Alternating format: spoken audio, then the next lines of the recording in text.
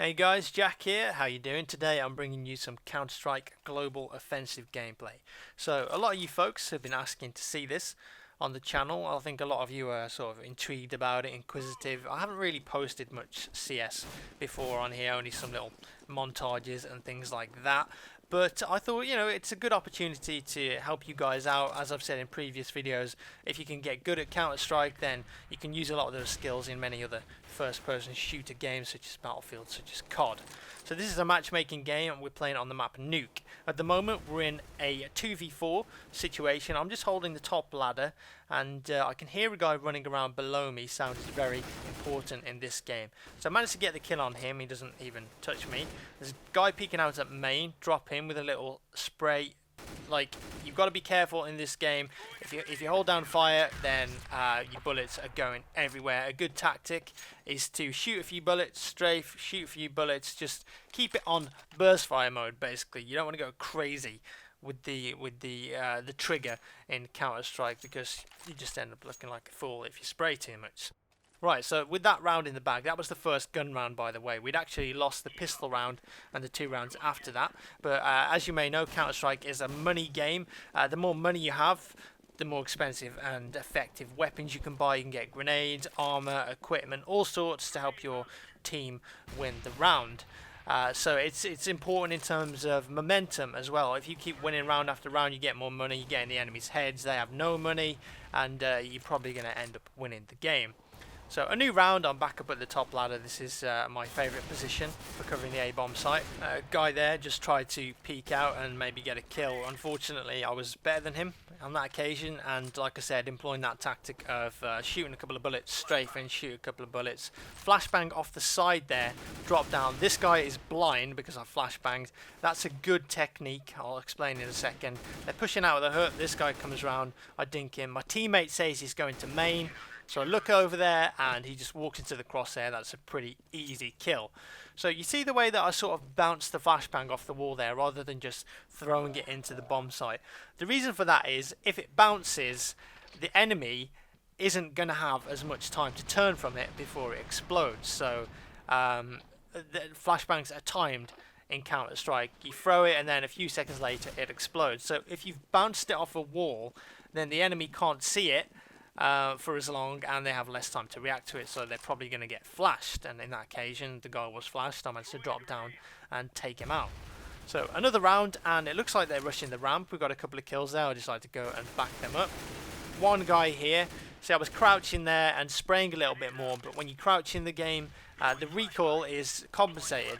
You don't get as much recoil, so if you are going to spray, it's a good idea to crouch, but you want to make sure that the enemy isn't just going to straight kill you. You know, crouching's good in certain situations, like if you flash the enemy or they don't know where you are and you just crouch, hold down the trigger, control the recoil. That's a good time to crouch. But if you're in like a one-on-one with someone, they've got like an AK or an M4, so a good weapon, then it's probably a bad idea to crouch because you're a very big, slow-moving target, and 9 times out of 10 they're going to get you. So be very careful when you're crouching and spraying in a game like Counter-Strike. It's not advisable all the time. Alright, another round and I'm back in my position covering the A-bomb site. It looks like they've taken a pick outside there.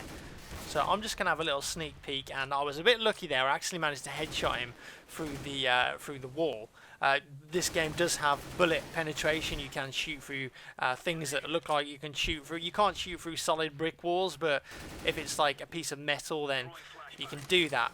Now, I've got contact at the ramp here. There's one guy, and I'm just trying to pick him off, but unfortunately, it's not happening. He's got me down to 23 HP as well, so I just chuck a grenade at him, fall back, and I'm back up the ladder. Now, at the moment, we're in a 2v2 situation. The terrorists are on the clock. Obviously, they've got to plant the bomb. If they do plant the bomb, we've got to try and defuse it. So it's all about a time game when you're playing counter-terrorist on CS. If you can time out the terrorists and win the round without dying, then why not? They don't get any money, and you get some money. Now, if you listen out carefully there, you might have heard a few footsteps. So that means that I can hear a guy. He's probably underneath me. That was probably the guy at ramp. Heesh manages to get the pick outside, and you can see on the radar that the bomb's there too. So I'm just going to have a quick look outside. Luckily he was there, and it looked like he was turning away as I peeked out, so I sort of had the advantage on him there and managed to get the kill and seal the round. Now that could have gone either way because I was on very low HP. He had an AK as well. AKs do a lot of damage in this game. If he just got like a few shots off on me, maybe one shot, he would have killed me because I was on such low health points. Right, another round, and things are going pretty good now. We've pulled this game back from 3-0 down. We're now 4-3 in the lead. We've got a lot of money as a team. You can see me personally, I've got $9,500 there, so that's plenty of money. That means I'm going to be able to buy grenades, armor, everything. The enemy tries a little ramp push there, but he didn't hit me at all, and I was just a better aimer than him in that situation. But I did have another teammate there with me, so he was probably a bit confused, like, where do I shoot? There's some German on the wall there. I'm not brilliant with German, so I don't know what that says. If there are any German viewers, I'm sure you could tell me. So at the moment we've just lost our outside player, and we're in a 4v4 situation, so things have been evened up a little bit. So now what I'm doing is I'm just spotting through the windows towards outside, because they can actually get down the back steps there and go to the lower bomb site. I know you've not seen the lower bomb site yet, but that's always a risk and you've got to watch out for that. So one of my teammates has been taken out on the top bomb site, again using these flashbangs, just bouncing them off things, chucking one towards the hut in case there's one in the hut. And we just they've got the bomb down, so now we're just looking for that one player. There's only one left. That's actually a teammate that comes out there. A bit of a twitch shot on my teammate because I wasn't sure. Wasn't really paying attention to the radar there. Obviously, you should always pay attention to the radar and minimaps in all of these first-person shooters because they're probably the most overpowered things in the game. If you're playing a competitive multiplayer first-person shooter and you're not paying attention to the minimap pretty much all the time, then you're doing something wrong. You can get so much information from that thing. When people are shooting, they come up. When you spot somebody, they come up. There's always a wealth of information on that minimap, and you should always be looking out for it. Now this round in particular is one of my favourites in this match, and it ends up in a bit of a clutch situation. I've got the odds are stacked against me, and I actually end up winning the round. Bit of luck, bit of skill, but that equates to being a successful player in a lot of ways, I guess. More skill than luck, but luck is always a factor as well. So at the moment, one of my teammates has been killed, and also one of the enemies is down. It looks like the terrorists are just employing a pretty normal tactic here. They're just holding the lobby, probably trying to work a pick outside. As you can see, he's actually managed to take one outside there. So I've changed things around a bit, and I've just moved to the top rafters where I can get a better look at that squeaky door and the hut. Bad news, because two of my teammates have just gone down. The bomb's on the map and it looks like they're going downstairs. I dropped down the vents, managed to get one kill. Took a quick flashbang out. I'm out of the vents. He's blind, trying to plant the bomb, and that's an easy kill for me. I was quick, I flashed him, and he probably didn't even expect that to happen. So I've dropped down here onto the back of the silo on the bomb site. This is a bit of a strange position. Not many people play here. You can only get there unless you get a boost or drop down from the rafter there. My teammate gets killed in the vents. I could hear him. I can see him on the minimap. I know he's in there somewhere. He comes out of the vents, and luckily I sort of dropped down and managed to flick aim. I actually ended up shooting him through the rafter there and get the kill. So in a 1v1 situation like that, you want to try and make as little noise as possible, because I knew that he was near me. He probably would have heard me if I'd have started moving, and that would have resulted in me losing the round. But yeah, it was a quick little reaction shot as he came out of the vents. I dropped down because if I just stood still, I was in a bad spot. No, you don't want to just stand still and take it and go into an aiming competition. If you can move, get a better angle on someone, and then shoot them, that's always more advisable. And on that occasion, it worked out for me. It was a bit of luck that I got him through the wall, like I said, but hey, que sera, what will be, will be. So this round, we've lost a player at ramp, and they're pushing under the ladder. I took a nade out. Why not? See if I can get some extra damage on. That one, unfortunately, didn't contact with anyone because the guy had moved back into position. We lose two players outside. It's not looking good for this round. The guy tries to push me under the ladder. I dink him with a quick headshot, which means that if he didn't have head armor, his aim is going to sort of knock up. There's a knocking up effect. Looks like they're on the top site. Get those flashbangs out, bounce them off the roof, off the side, so they're more effective. Okay, there's a guy on the bomb site. I take him out. I know there's a guy at the squeaky door. At this point, I hear someone behind me coming up the ladder. Right, now we're in a 2v1 situation. I feel like I can win this round. I've still got half my health left, and I'm looking for that guy. He's gone into the squeaky door. I drop down, and the other guy is in the vents looking up at the position that I dropped down in. And I just put the dot there because I cannot believe that he was in that position ready for me. But in hindsight, what I should have done is just check the vents first. I shouldn't have just jumped off and gone for it, okay? If I'd have checked the vents whilst I was still on the rafters, I would have seen that he was in there. Could have got a quick couple of shots off, maybe got a headshot as well. When you're above people and you're shooting down on them, you're much more likely to hit the hitbox. So, you know, height advantage in a game like Counter-Strike is very, very important. Anyways, lost that round. We're now 7-4 up. Cowie chucks a fire grenade there. I mess up the flashbang because that does happen. Now it looks like they're rushing ramp, okay? Now they don't know that I'm here. Normally you'd only play one person at ramp, so what I'm doing, I can hear them above me and I decide to hide in the corner and wait for them to try and plant the bomb. So there's the guy planting the bomb, there's the guy that dropped down. Now you see what I did there, I sort of had to prioritise the targets. Another guy peeks at ramp, managed to get him as well. Things are going great. But yeah, I didn't shoot straight away because if I was shot straight away, the guy probably wouldn't have gone for the bomb plant. And they both would have turned around and that would have been a 2v1 situation and they would have got me and that would have been bad. So what I did, I waited for the bomb plant, shot him first, then shot the second guy who wasn't even looking at me. It made it easier that way. I managed to get the third kill there, but then I got taken out by Bitch Please. This is Heast that we're watching here. It's in a 1v1 situation. Unfortunately, on that occasion, the guy outplayed him. He went to the window. Heast didn't expect him to be there, and we lose that round. So I've skipped ahead here. I skipped around because nothing really interesting happened. It was just a bit of a whitewash for our team and I didn't get any kills. There was nothing interesting going on, so yeah, just scrapped it out. I don't want to show you guys a load of rubbish. Right, so 8-5 up. We just got another round in the bag. As you can see, still got $5,100. I'm in good standing for the final round, which will be the round after this. So this round I decide to go and help ramp out, and the enemy team decide to rush ramp, get a quick nade off there just in case, and I'm just employing the strafe tactic, just firing, pre-firing, and I managed to pick up 3 kills. Easy peasy.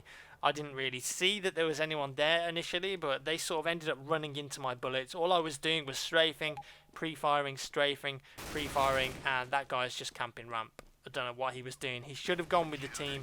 Probably would have got killed because me and Cowie had it locked down, but he was staying behind baiting for whatever reason. Okay, now we're on the terrorist side. The final round wasn't that impressive. And this is the pistol round. So when you swap sides and you start attacking the bomb sites as terrorists, the money gets reset and you will start with $800. So I decide to call a rush on the top bomb site, and here you're going to see a great display of muscle memory and twitch aiming.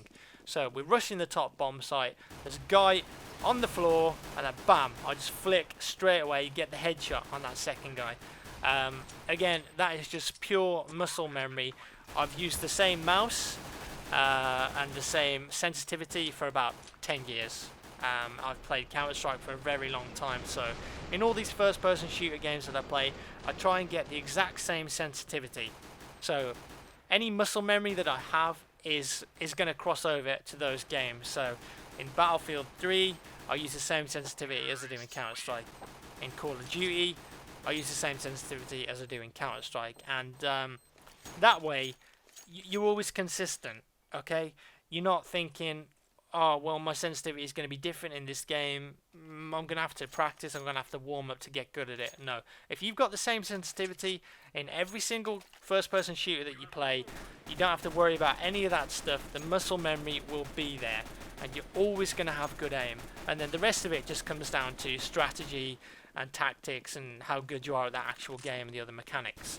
So this is the next round, and the other team probably going to be on an eco round, which means that they're not going to buy anything. And I've decided to buy a P90. The P90 is a really good gun. in Counter-Strike for these anti-eco rounds. So an anti-eco round is when you're on a team that's won the pistol round and you're playing against a team that's probably going to be on eco, so they don't have any head armor or assault rifles or anything. So that means that if you get a fast-firing SMG like the P90 or even like the UMP or the UMP45, it's going to be dead easy to just like run through there and rinse the enemy. It's going to be a snitch because they're probably not going to be able to shoot you unless they get like a good headshot on you. You're going to be alright. You're just going to spread through them.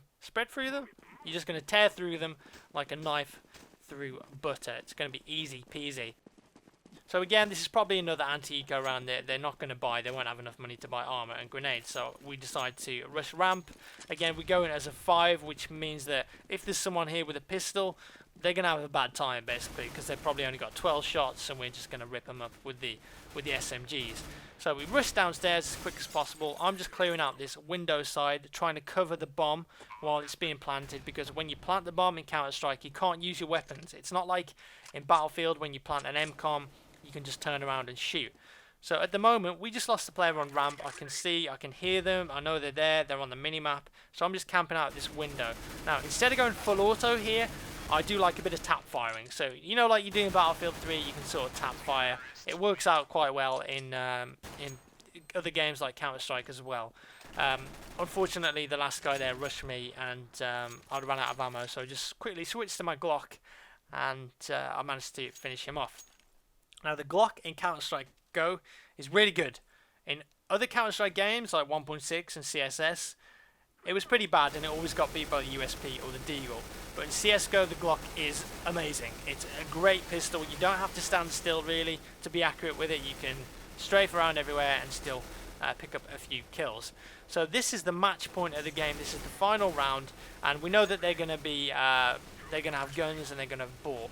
I'm just pushing outside here, spot a guy, get a quick shot and spam him through the box. Easy peasy. Then I start getting shot in the back by this guy in garage. That's quite rude, not exactly sure why you wanted to do that. Now, I go for a bomb plant on the top bomb site. Unfortunately, there's a guy in the hut.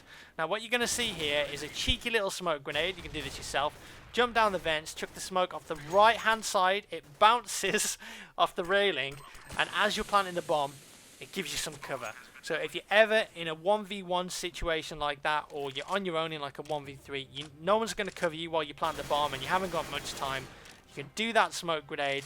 It is quite tricky to do, but once you practice it a few times, you'll get the hang of it. So there we go. The last guy is picked off, and we win the game. And that's that. And that's been 17 minutes. Wow, that doesn't feel like 17 minutes. Yeah, there we go, guys. That's that. Let me know if you enjoyed the video. I've never done anything like this on my channel before, so I've got absolutely no idea if you're going to like it or if you're going to hate it. Do you want to see more? Do you never want to see it again? Let me know. Hope you're all having a nice day. Like I said, leave me a rating and a comment, and I'll see you in the next one.